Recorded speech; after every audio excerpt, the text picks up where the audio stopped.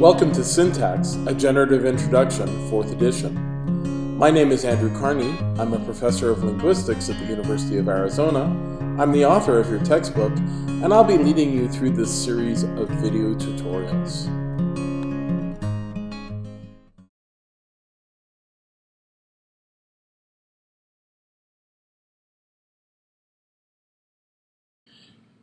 This is the second video about phrase structure rules and tree drawing.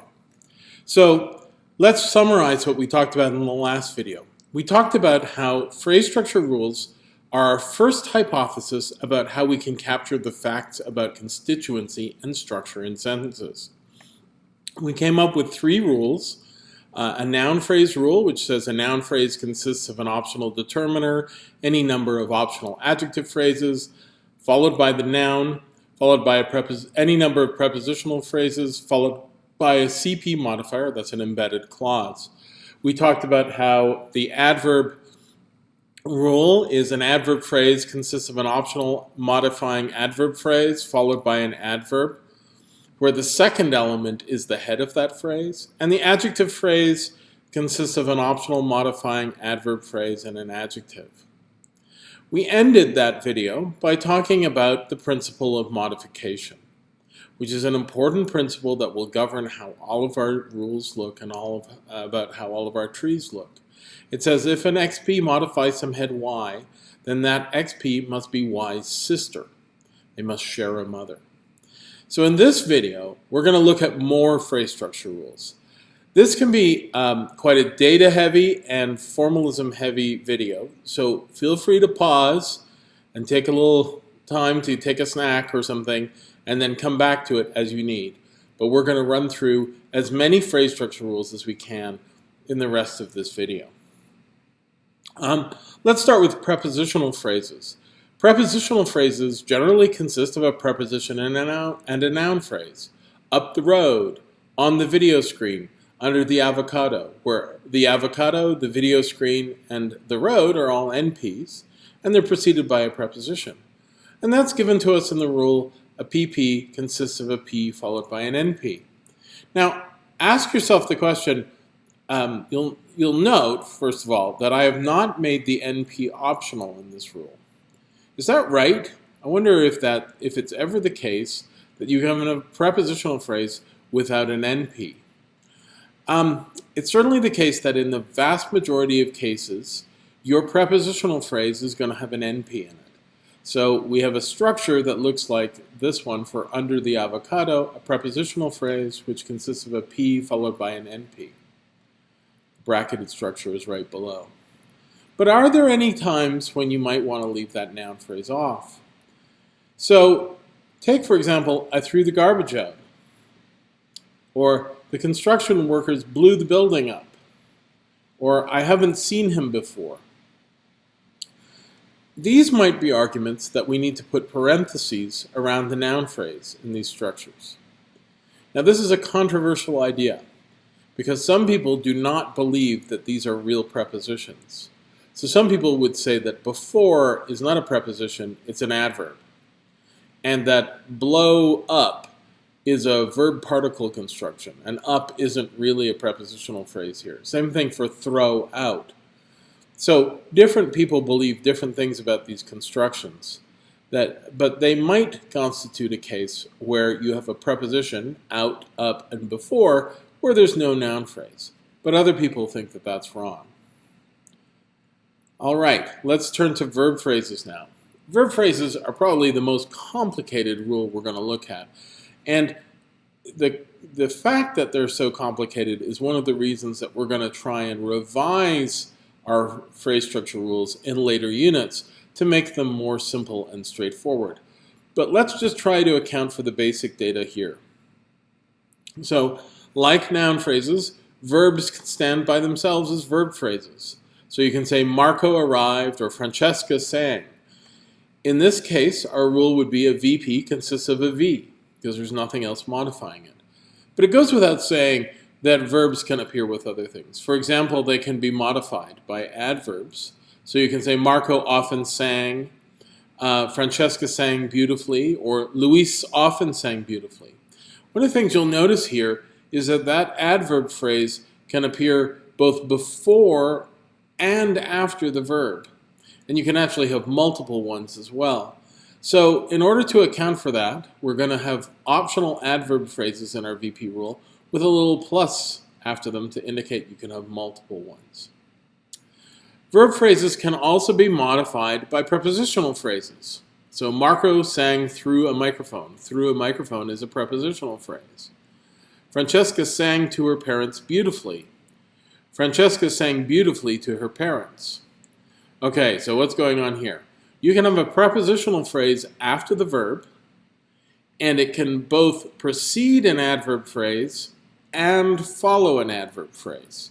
So we can have adverb phrases in three positions. We can have adverb phrases before the verb, we can have them between the verb and the prepositional phrase, and we can have them after the prepositional phrase.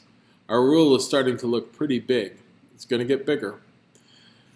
All right, they can also be, verbs can also take an NP object. So an NP object is an NP like a song, so like Marco sang a song to his parents beautifully. And that NP appears immediately after the verb. So you'll notice that I have placed it here in this rule right after the V and before an adverb phrase. In English, you cannot have anything appear between the verb and that noun phrase. In other languages, you can have other things appear in there like adverb phrases. But in English, you have to say Marco sang a song. You can't say Marco sang beautifully a song. That's not a grammatical construction in English. So you have to have sing and song as adjacent as they are in this rule. You'll also notice that I have not put a plus here. We are going to look at a case in a minute where you might have two noun phrases, but it's not the case that you can have as many as you like. There's typically only one noun phrase object, or in some rare cases, two. Okay, so let's look at that case where you have two. Verbs come with an NP object and an NP indirect object. So Marco sent his parents a package. Here we have two NPs immediately following the verb. Now, one thing to notice about this is I have listed the two NPs separately rather than listing them as a single item with a plus. Think about why I might have done that. The reason is because you don't want to have infinite numbers of NPs. You want to limit it to two. If I put a plus there, then I could have lots and lots and lots of NPs, but really we only have two.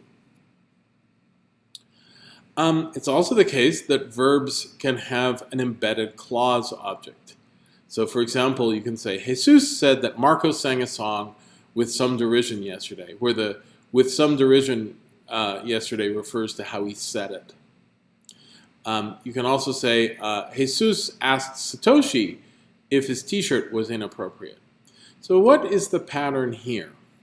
The pattern is that you can have an embedded clause object. If you have two NPs, if you have two objects, like an indirect object and a direct object, the embedded clause is the second thing. If you have just one, obviously it's the one and only thing. So how do we code this? We're going to return to the curly bracket notation that we learned about when we talked about subcategories. So when you have something between curly brackets, that means a choice.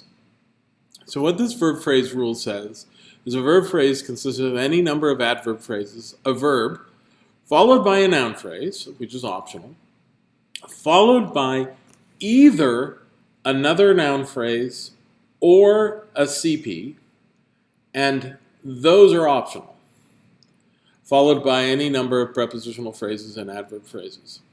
Okay, so that little choice function there gives you the fact that the second noun phrase can be an embedded clause instead of a noun phrase. Okay, here's our rule. It's pretty complicated, but it can license, if you like, trees like that one you have here for frequently got his buckets from the store for $1. So Bill frequently got his buckets from the store for $1. The first adverb phrase is licensed by the first thing after the arrow. You can have any number of adverb phrases, followed by the head, followed by one or two NPs, and in this case we have just one, followed by adverb phrases. We have not used any here between the noun phrase and the prepositional phrase, followed by any number of prepositional phrases, followed by any number of adverb phrases. And that will allow us to generate the tree that you see here, and as well as the bracketed structure. You should start thinking about counterexamples to these rules. So are there ways in which these rules don't make good predictions? Think about that, because we're going to want to revise these rules as we move along and come up with rules that are better descriptions of the facts. So think about these rules as we've stated them, as complicated as they are, and think about the kinds of sentences that are contradicted by these rules, and whether or not we need to modify our rules in order to make them better. That's science. We're going to do a lot of that in the next few videos. All right, now we're going to turn to sentences. Now, in modern generative grammar, we call sentences TPs. This stands for tense phrase. This is for a historical reason that need not bother you right now. We will come back to it when we do X-bar theory. But TP is a category that stands for sentence. In the old days, the symbol we would have used for sentences was S for sentence. But we'll use TPs now because that's the more modern usage. In English, sentences consist of a subject, noun, phrase, and a predicate. Neither is optional in English. In other languages, the subject can be omitted, could be bracketed. But in English, the subject is always obligatory. So our rule says a TP consists of a noun phrase and a verb phrase. This will give you trees like this one. Tamara ate the pizza. Your TP consists of the noun phrase Tamara, and the VP ate the pizza. Okay? And here's our bracketed structure for the same thing. Now, think carefully about this rule. There's something surprisingly missing from the right-hand side of the rule, the stuff after the arrow. What's missing? What would you expect to be in this rule that's not there? Well, it's a head. There's no T in this sentence. But it is the case that we do want occasionally to have things of category T. You'll remember those are auxiliaries and modal verbs, as well as the to marker in English, infinitives. So we will want to revise our rule so it says TP consists of a noun phrase followed by an optional tense followed by a VP.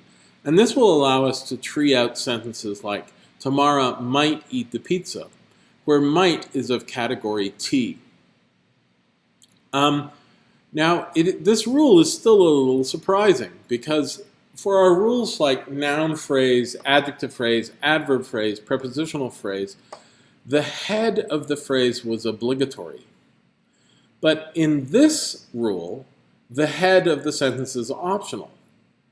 That's a really surprising fact. And we're going to have to try and account for that a little bit later.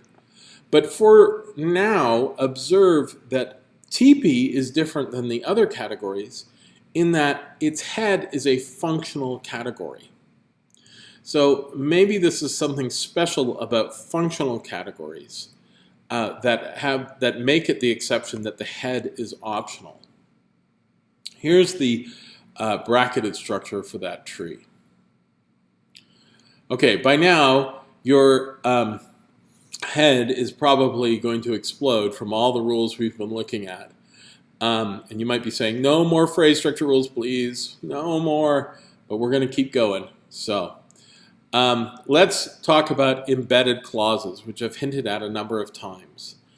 Sometimes clauses can function as the subject or object of other sentences. So I asked if Maria would eat the spaghetti, if Maria would eat the spaghetti is an embedded clause that's the object of ask. Similarly, that Maria decked the janitor is the object of the verb think. It's also the case that embedded clauses can be subjects, so that Maria decked the janitor is obvious. The bracketed string is the subject of the clause is obvious. So you can have embedded clauses in different positions.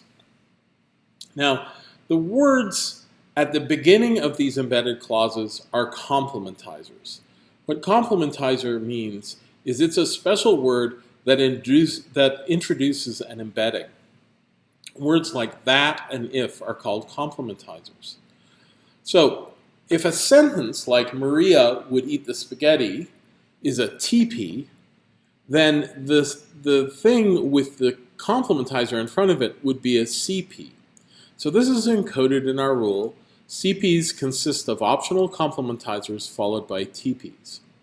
The reason that complementizers are optional is you can say things like, I think Maria decked the janitor, where there's no complementizer at all. But nevertheless, we're going to want to call that item a CP. Let's look at how we will integrate these CPs into our rules. So we're going to need to integrate it into two positions, one of which you've already seen, which is as the second element, the second object in a verb phrase in the choice function. We also want to put it in, this is new, as the subject of a TP.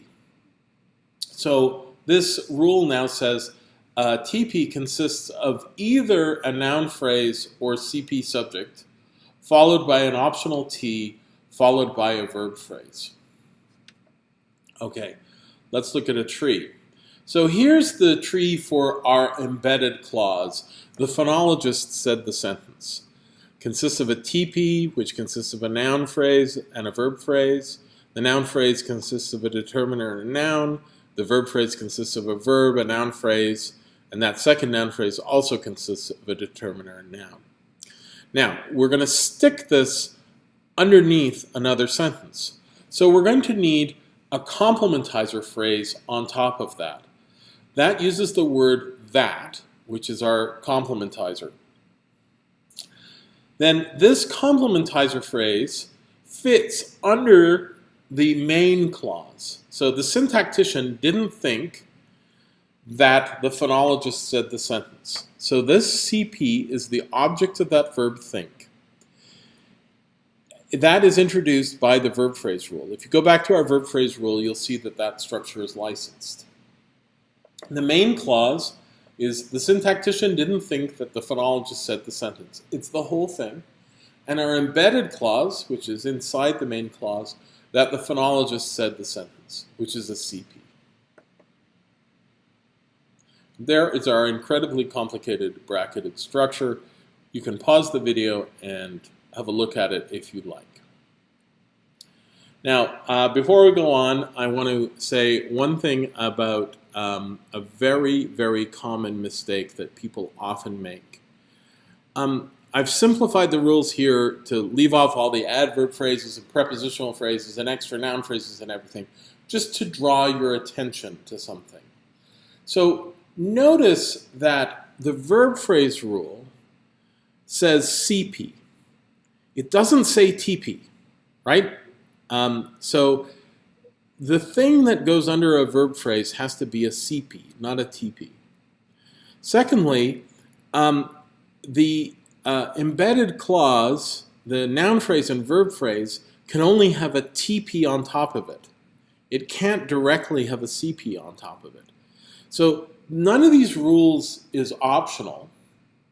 And apart from the things in parentheses, nothing about them is optional. Okay, so the verb phrase is only ever a mother to the CP, never to TP. And CP is only ever a mother to C and TP, and never just an NP and VP. So let's talk about a common mistake that many people make. I probably shouldn't do this. It's a bad idea to show people bad trees, but I think it's important for you to observe these things so that you can draw your trees better. So we're going to start with a good tree. Remember these rules we just talked about. the VP rule, which requires a CP, the TP rule, which requires an NP and a VP, and the CP rule, which contains a TP. None of these are optional. If I have a sentence like Diana said that Alvina left, you're going to have a tree like the one we have here, where there's a CP that is the object of the verb said. So the VP goes to a CP, and then the CP goes to a TP. That's the only kind of tree you can have here. That CP must be there. Now that works fine and dandy when you have an overt complementizer like that. But the problem is that it is possible to leave the word that off. What happens in those circumstances? So there are two kinds of mistakes people make when they draw trees like this. So let's look at the sentence. Diana said Alvina left. There's no complementizer. The correct tree is one where you have a CP that goes to a TP. Now, why do you have to do this? It's because the verb phrase rule only mentions a CP, and then the CP rule mentions the TP. But people are often tempted to draw a tree like this one, where you just skip the CP entirely. This tree is bad. That's not okay. It's not okay because the verb phrase rule does not say a verb phrase consists of a verb followed by a TP. It says it has to include a CP. So that means that although you'll be very tempted to forget about that extra little CP, it is in fact required by the rules. So that's the first mistake that people commonly make. The second mistake is sort of the opposite. They put the CP in because they know they have to have a CP, but then they forget to put in the TP. So, for example, if we have that same sentence and we have the correct tree on the left, people are sometimes tempted to draw the tree this way, with a CP that goes to an NP and a VP. There's no rule that does this. There are no rules that say CP goes to NP, VP. Instead, you have a rule that CPs go to TPs and TPs go to NPs, VPs. So you have to have the tree on the left. Just be very careful about this. What's important here is that your trees correspond to the rules. The rules tell you what the structure of the tree should be. This is a really important but obvious point. When you draw your trees and your rules must correspond to one another. So when you're drawing your trees, you actually want to go back and check that every little bit of the tree is licensed by the rule. That is, the rules actually say you can draw that chunk of tree. So one more point before we end this video. I want to point out that these phrase structure rules we've been talking about actually give you a really interesting property. You'll remember that we talked about in the very first sets of videos the fact that language is infinite, that you can say sentences that you've never said before. One of the arguments we had for that was recursion, where you can have sentences inside of sentences, for example. Now, phrase structure rules actually give you this property if they're constructed correctly. So it's possible, for example, to have a noun phrase inside of a prepositional phrase and a prepositional phrase inside of a noun phrase. So simplifying our rules down to sort of the key things, our noun phrase rule says you can have a noun followed by a prepositional phrase, such as slippers in the box. And our prepositional phrase says you have a preposition followed by a noun phrase, in the box. So you could, in principle, let these rules loop to one another. This is the property of recursion. So we have a noun phrase that's on the left of the arrow in the first rule, and a noun phrase that's on the right of the rule in the second, in the PP rule. And we have a PP on the right of the arrow in the first rule, and on the left of the arrow in the second rule. This means that you're going to get trees like that abstract tree that's given there on the right-hand side, where you have NP, PP, NP, PP, NP, PP, NP, PP, so on. This gives you language infinity. We can do the same thing with the TP rule and the VP rule and the CP rule. Together, those three rules will cycle through the same way and create these recursive structures. Okay, to summarize this video, we've talked about how constituency and hierarchical structure can be captured by phrase structure rules. These rules are also going to capture the recursive property of language. Now, the phrase structure rules we've come up with are kind of complex. They look like this. This is the set that we've come up with in these videos. Now, this is not a great hypothesis because it's quite complicated and fairly stipulative. We're going to want to review and revise these phrase structure rules in the light of new data, which we are going to do over the next few chapters of the book.